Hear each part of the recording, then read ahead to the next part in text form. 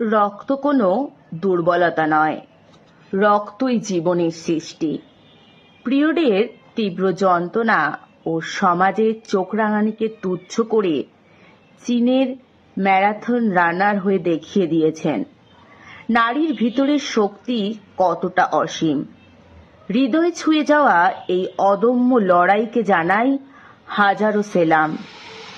এই নিয়েই আমার আজকের একটা ছোট্ট নিবেদন আপনাদের শোনাচ্ছি। কেমন লাগলো অবশ্যই কমেন্ট করে জানাবেন।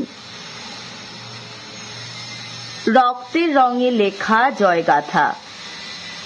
শরীরে ছিল তীব্র ব্যথা, লাল রক্তের ধারা, তবুও তো থামেনি সে, ছুটছিল দিকহারা। পথের বুকে গড়িয়ে পড়ে ফোঁটা ফোঁটা রক্ত, সমাজ বলে লজ্জা, সে দেখায় তেজ অদম্য। যন্ত্রণাকে সঙ্গী করে জয় করে সে পথ, ভাঙতে পারেনি তার লোকলজ্জার রথ। 2 ঘন্টা 35-এ শেষ হলো তার যাত্রা, নারী শক্তির নতুন গল্পে জুড়ে দিল নতুন মাত্রা।